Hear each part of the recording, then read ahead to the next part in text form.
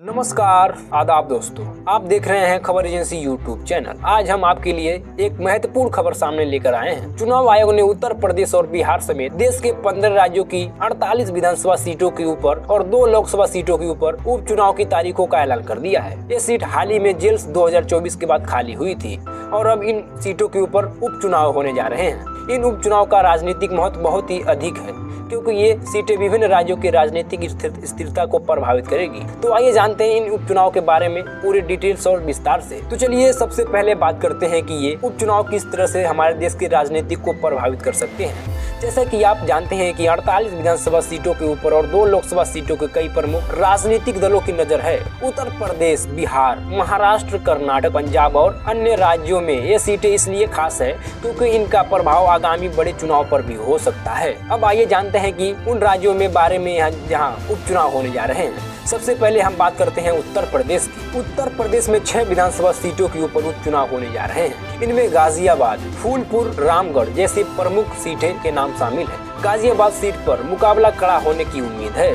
जहां सत्तारूढ़ पार्टी और विपक्षी दलों के आमने सामने। और फूलपुर सीट भी खास है क्योंकि यहां पिछले चुनाव में बहुत ही करीबी मुकाबला देखने को मिला था। इन सीटों पर उपचुनाव का परिणाम राज्य की राजनीति पर गहरा प्रभाव डाल सकता है। फूलपुर सीट पर 2022 के विधानसभा चुनाव में वोटिंग प्रतिशत और पार्टियों के बीच कड़ा मुकाबला देखने को मिला था। अब यह सवाल है कि इस बार कौन सी पार्टी जीत का सेहरा बांध पाएगी। उत्तर प्रदेश की राजनीतिक में इन सीटों का विशेष महत्व है और इन उपचुनाव का परिणाम राज्य की अगली सरकार के स्वरूप को निर्धारित कर सकता है। दोस्तों, ये रही उत्तर प्रदेश के उपचुनाव के बारे में न्यूज। अब बात करते हैं बिहार की। बिहार में 3 विधानसभा सीटों पर उपचुनाव होने जा रहे हैं। इन सीटों में रामगढ़, बेलगाम और इमामगंज सीट पर शामिल है। बिहार में इस समय सत्ता और विपक्ष के बीच कांटे की टक्कर देखने को मिल रही है और इन उपचुनाव में जीत हासिल करना सभी दलों के लिए महत्वपूर्ण है। इमामगंज सीट पर सबसे पहले ही राजनीतिक गहमागहमी है और यहाँ के चुनावी नतीजे राज्य की राजनीति को भी प्रभावित करेंगे। इमामगंज सीट पर खास नजर होगी क्योंकि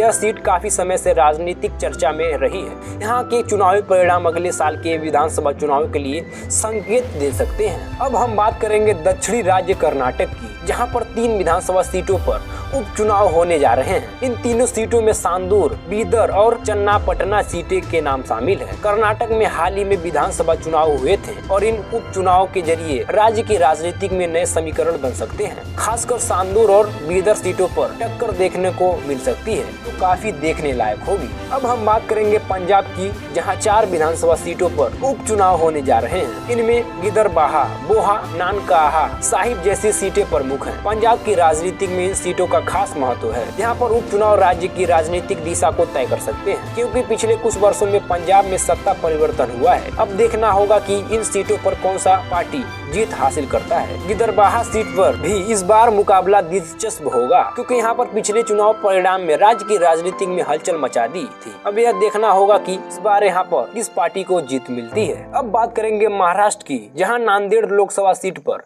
उपचुनाव होने जा रहा है। यह सीट इसलिए भी खास है क्योंकि यहाँ पर कई बार प्रमुख नेता सांसद बन चुके हैं। इस बार नांदेड़ सीट पर टक्कर कड़ी होगी और इसका परिणाम महाराष्ट्र की राजनीति को गहरे स्तर पर प्रभावित कर सकता है। नांदेड़ सीट पर चुनावी इतिहास को देखने हुए यह कहा जा सकता है कि यहाँ होने वाले उपचुनाव पर पूरे राज्य की नजरें टिकी होगी और इसके अलावा केरल, राजस्थान और मध्य प्रदेश जैसे राज्यों को भी नाम शामिल है जहाँ पर उपचुनाव होने जा रहे हैं। केरल की वायनाड लोकसभा सीट पर भी उपचुनाव होगा। वायनाड सीट पर भी मुकाबला बेहद रोचक देखने को मिलेगा क्योंकि यहाँ पर क्षेत्र हमेशा राजनीतिक रूप से सक्रिय रहा है। राजस्थान और मध्य प्रदेश में भी उपचुनाव का असर अगले विधानसभा चुनाव पर देखने को मिलेगा। तो कुल मिलाकर 15 राज्यों की 48 विधानसभा सीटों और 2 लोकसभा सीटों पर होने वाले उपचुनाव हमारे देश की राजनीति को नई दिशा दिखा सकते हैं। इन उपचुनाव के नतीजे आगामी विधानसभा चुनाव और लोकसभा चुनाव के लिए भी काफी संकेत साबित हो सकते हैं। दोस्तों, यह थी हमारी खास पेशकश। उपचुनाव पर मतदान 20 नवंबर को होगा और नतीजे 23 नवंबर को घोषित किए जाएंगे। हमारे साथ बने रहिए आप एजेंसी यूट्यूब चैनल के साथ क्योंकि हम आपके लिए हर चुनावी हलचल की जानकारी सही समय पर देते रहेंगे। साथ ही साथ दोस्तों, ऐसे ही चुनाव और देश दुनिया की खबर सही समय पर देखने के लिए हमारे चैनल को सब्सक्राइब जरूर करें। धन्यवाद।